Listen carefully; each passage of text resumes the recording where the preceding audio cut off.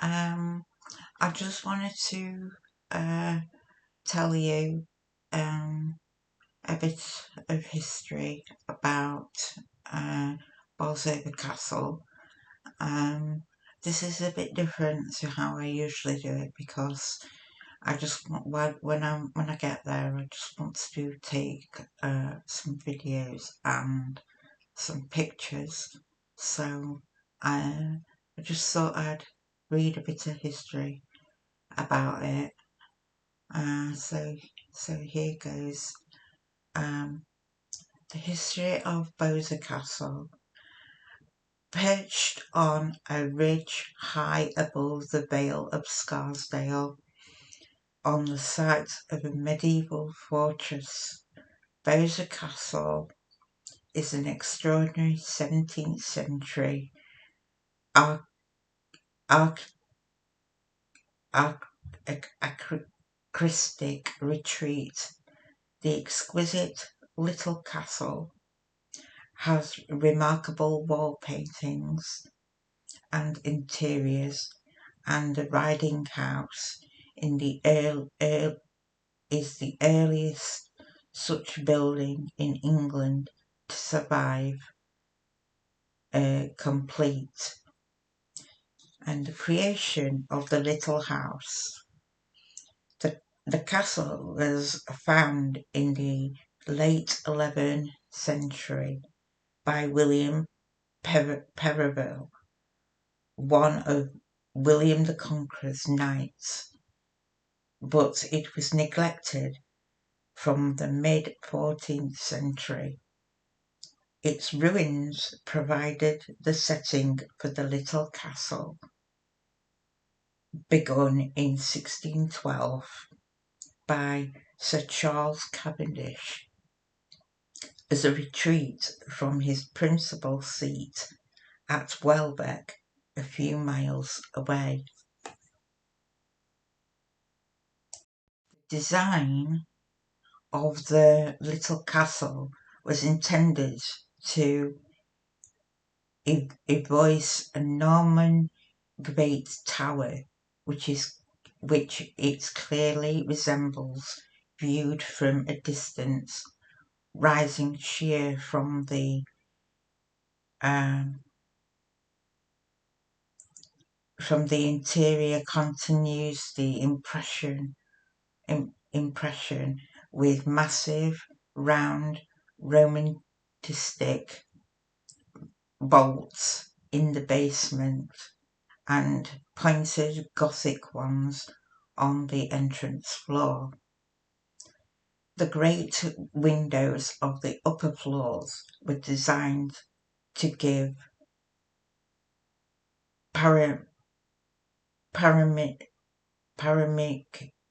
panoramic views across the landscape. William Cavendish. When Charles Cavendish died in 1617, most of the structure was finished. His son, William Playboy, poet, courtier and later first Duke of Newcastle, inherited the little castle and completed the interiors with the help of the architect John Smytherton. What results was a kind of toy keep, housing tiers of luxurious staterooms. The exquisitely carved fireplaces and richly coloured murals and panelling of its exceptionally well preserved and beautifully restored interiors still uh, take the visitor on a journey for earthly con- con- concerns to heavenly delights. William also added the vast and stately terraced range overlooking the Vale of Scarsdale, now a dramatic, ruthless shell, to show off the achievement in 1634. He and his first wife, Elizabeth, hosted Charles I and Queen Henrietta Maria here. The entertainment, Love's Welcome, are specially written for the occasion by Ben Jonson, who performed in the Fountain Garden. During the Civil War, William fought for the Royalists, who he had defeated at the Battle of Marsden Moor in 1644, and went into exile. His first wife had died the year before, and during his exile, William met and married his second wife, Margaret. She had travelled to Paris as a maid of honour to Queen Henrietta Maria, wife of Charles I. On the Cavendishes' return to England in 1660, William and Margaret began to restore their estates.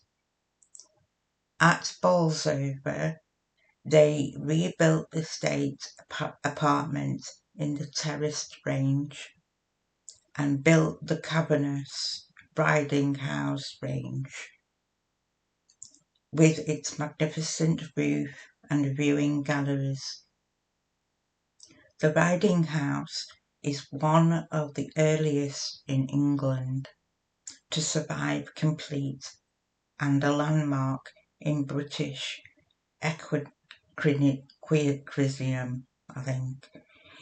Here William indulged his passion for training great horses in stately dressage. Wall paintings of Bolsover. At Bolsover. Many of the rooms throughout the little castle at Bolsover are richly decorated with wall paintings, rare survivals from the early 17th century.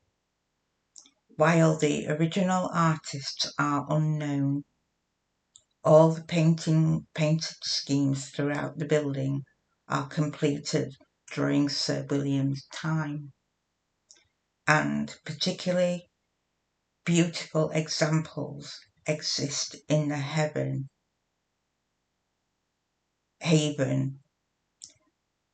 These small rooms opened off William Cavendish's bedchamber and were extremely private spaces into which only the most privileged would have been invited.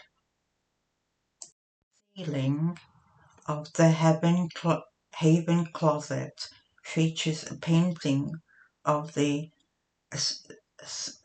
Ascension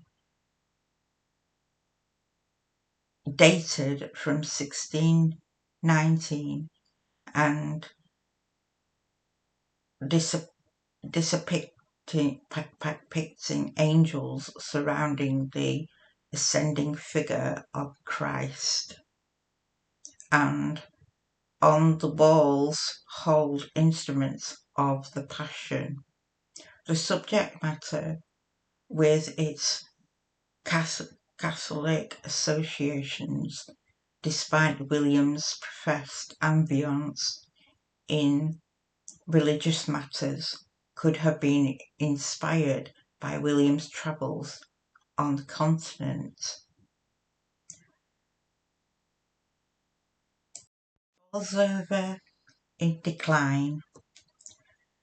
Decline began Cavendish's son Henry, who dismantled the state apartment by the 1770.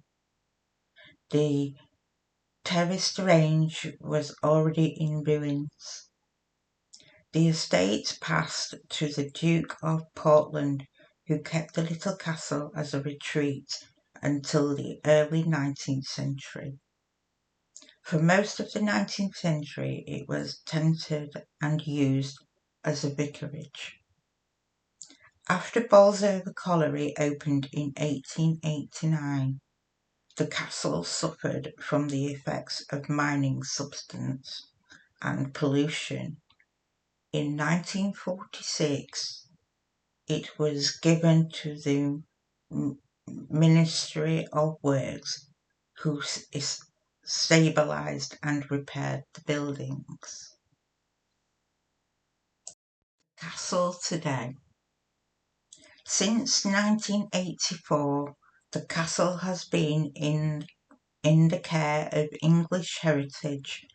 The parapets of the wall walk have recently been restored, offering views out over the landscape, and the fountain garden with the various Venus fountain as its centerpiece has been replanted with period plants.